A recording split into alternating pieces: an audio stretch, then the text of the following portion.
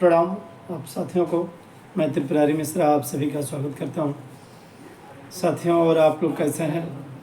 उम्मीद है कि आप लोग अच्छे से होंगे, आप लोगों की तैयारी अच्छी चल रही होगी।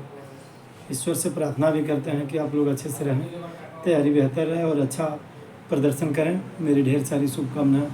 साथियों, आज हम चर्चा करेंगे उत्तर प्रदेश ग्रामीण बैंक में सुपरवाइज़र के साक्षात्कार के बारे में। कुछ महत्वपूर्ण जो है पॉइंट्स हैं जो बेसिक तौर पे जो है पूछे जा रहे हैं, पूछे गए भी हैं। बहुत से हमारे साथियों का जो है कमेंट आया है, तो उस पे भी कुछ आप लोगों से चर्चा करेंगे। सबसे पहले तो देखिए, बेसिकली तौर पे जो है बेसिक सामान्यतः है, जब आप किसी भी बैंक का या किसी भी जो है इंटरव्यू में जाते हैं तो आपका जो पहनावा होता है फॉर्मल ड्रेस होता है। महिला हैं तो महिला के लिए भी फॉर्मल ड्रेस कोड होता है। तो आप जो है एक साधारण पहनावा पोशाक के साथ जाइएगा। इसके बाद जिस पद का भी आप साक्षात्कार देने जा रहे हैं उसके बारे में जो है गहनता से जानकारी कर लीजिए। उसी से संबंधित जो है प्रश्न पूछे जाते हैं चारों तरफ से जो है घुमा करके। जैसे आप बैंक का देने जा रहे हैं तो बैंक के बारे में जान लीजिएगा।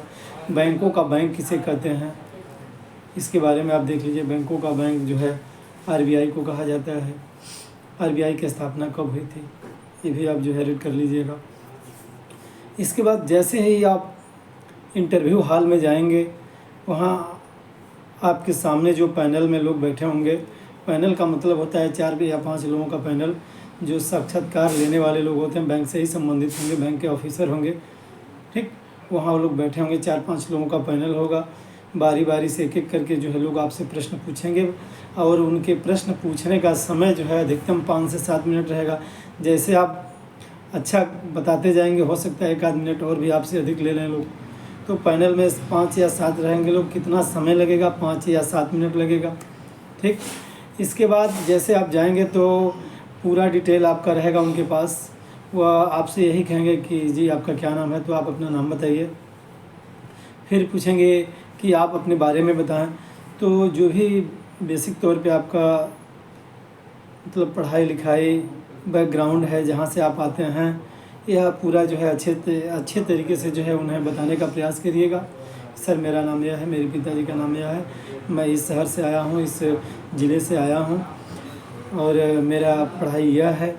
तो पढ़ाई के बारे में भी आपसे जानकारी ले सकते हैं। यदि पढ़ाई के बीच में अंतराल हुआ है तो उस अंतराल के बारे में भी पूछ सकते हैं कि अभी तक आप कहाँ थे, आपको जो है कहीं जॉब नहीं मिल पाया, क्या कर रहे थे? तो आप बताइए कि सर तैयारी कर रहे थे, तैयारी के बारे में बता दीजिए। यदि आप किसी सेक्टर में काम कर रहे थे तो भी आप बता सकते हैं। हाँ, जो भी मित्र हमारे बीएड या बीटीसी या डीएलएड वगैरह किए हैं, टीचिंग जॉब में हैं, वह जो है इसे आप मत बताइएगा, क्योंकि उनको यह लगेगा कि यह लड़का इसमें काम करेगा नहीं, या जो है छोड़ के उसी में चला जाएगा। तो आप इसको मत बताइएगा। यदि कोई मित्र हमारे कंप्यूटर का कोई कोर्स किए हैं, कुछ भी किए हैं, पीजीडीसीए किए हैं, डीसीए किए हैं, CCC किए हैं, ओ लेवल किए हैं, तो इसके बारे में आप जानकारी कर लीजिएगा। यहाँ से भी वो प्रश्न पूछते हैं। जैसे CCC का फुल फॉर्म पूछ देंगे, CCC कौन सी संस्था कराती है ये अभी पूछ सकते हैं। पिछली बार जब गोरखपुर में इंटरव्यू हुआ था तो पूछे थे लोग। कोई बच्चा NCC किया है तो NCC के बारे में भी पूछ सकते हैं लोग, NCC का फुल फॉर्म पूछ सकते हैं। तो आप इसे जो है अच्छे तरीके से एक बार देख लीजिएगा। और क्या क्या डॉक्यूमेंट लेके जाएं, हमारे एक मित्र जो है पूछ रहे थे कि क्या क्या इसमें जो है डॉक्यूमेंट लगेगा। आप आवेदन पत्र के साथ, जब आप आवेदन पत्र भरे थे तो उसके साथ जो भी डॉक्यूमेंट जो है इंक्लूड किए थे, आप लगाए थे, सम्मिलित किए थे, वह सारे जो है डॉक्यूमेंट्स लगेंगे। वो मूल प्रमाण पत्र यानी ओरिजिनल लगेगा। इसकी फ़ोटोकॉपी भी 1 प्रत में या 2 प्रत में आप करा लीजिएगा। फ़ोटो भी अपना एक रख लीजिएगा, आधार कार्ड भी आप ले लीजिएगा, ठीक। इतने के साथ जो है आप बिंदास तरीके से जो है अपने दिमाग को फ्री करते हुए आप जाइए, कोई दिक्कत नहीं होगी। हमारी शुभकामनाएं हैं। कहीं भी आपको दिक्कत होती है तो आप हमसे जो है निस्संदेह है आप बात कर सकते हैं। हम आपका भरपूर सहयोग करेंगे।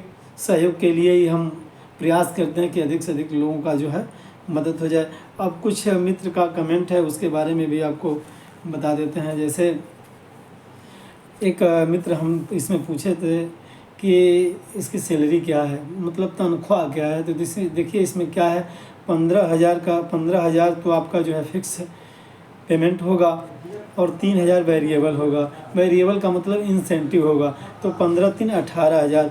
आपका प्रदर्शन अच्छा हुआ तो 18,000 तक आप पा सकते हैं। प्रदर्शन थोड़ा सा मतलब अच्छा नहीं रहा, टारगेट आप उतना अचीव नहीं कर पाए, तो जो इंसेंटिव 3,000 है उसमें से कुछ कम हो जाता है, जैसे 2,000 हो गया, 1,500 हो गया। तो इस तरह से जो है लोग देते हैं। एक प्रश्न देखिए एग्जामिनर अधिकतम पूछ रहे हैं, महिला अभ्यर्थी के लिए भी है, पुरुष अभ्यर्थी के लिए भी है, कि उनके मन में आएगा कि इतने कम अमाउंट में पूछेंगे। वह पूछे थे गोरखपुर में लोग कि इतने कम पैसे में आप अपने आप को कैसे व्यवस्थित करेंगे, और इस जॉब में तो पैसा कम है, इसे आप कैसे करेंगे। तो आप बताइए, वहाँ आप बिंदास तरीके से बताइए, अपने दिमाग को जो है फ्रेश करके बताइए कि सर जो है अपनी आवश्यकताओं को हम सीमित करेंगे। अभी तो हम बेरोज़गार हैं, जब कुछ मिलने लगेगा, जैसे हमारा सिलेक्शन होगा, जो भी हमको अमाउंट मिलेगा, तो उतने पैसे में हम अपने आप को व्यवस्थित करने के लिए अपनी आवश्यकताओं को सीमित कर देंगे। जो भी हमारे खर्चे होंगे, फिजूल खर्चे होंगे, उसे हम जो है सीमित कर देंगे, न के बराबर कर देंगे, और इतनी कम व्यवस्था में भी अपने आप को हम एडजस्ट कर लेंगे, व्यवस्थित कर लेंगे, कोई दिक्कत नहीं होगी। इसके बाद आपसे वह पूछ सकते हैं कि आपका किसी दूसरे ज़िले में कर दिया जाए तो क्या आप वहाँ जा सकते हैं, कर सकते हैं वहाँ। तो बिल्कुल बिंदास तरीके से बताइए, हाँ सर हम इसके लिए तैयार हैं, कोई दिक्कत नहीं, आप हमें कहीं भी किसी भी मतलब जनपद में देते हैं तो हाँ हम जा कर के जो है अच्छा प्रदर्शन करेंगे, बेहतर करेंगे, कोई दिक्कत नहीं है, नो डाउट। आप अच्छे तरीके से बताइए। और एक चीज़ ध्यान दीजिएगा, एग्जामिनर से जो है आई कांटेक्ट जो है आप बना के बात करिएगा, उनसे जो है एकदम जवाब दीजिएगा। जो प्रश्न नहीं आता है तो उसमें घुमाने का प्रयास मत करिएगा, उनको उलझाने का प्रयास बिल्कुल मत करिएगा। बताइएगा कि सर है नहीं आ रहा, इसका नहीं मालूम है। अब एक मित्र पूछे हैं कि इसका साक्षात्कार हिंदी में होता है या इंग्लिश में। हिंदी आपके लिए बेहतर होगा, आप हिंदी में ही होता है, जहाँ तक हमें जानकारी हम भी दिए हैं और हमारे मित्र लोग भी दिए हैं, हिंदी में ही इसके जो है साक्षात्कार होते हैं। हाँ, इसमें एक चीज़ हो रहा है, बीसी और बीसी सुपरवाइज़र के बारे में तो मैंने बता दिया है। इसमें एक चीज़ और वह पूछ सकते हैं कि यदि मान लिया जाए आपका बीसी आपकी बात नहीं मानता है, तो उस परिस्थिति में आप क्या करेंगे। तो आपका यह आंसर होगा कि सर हम यह जानने का प्रयास करेंगे कि बीसी जो है हमारी बात क्यों मान नहीं रहा है, इसके पीछे कारण क्या है।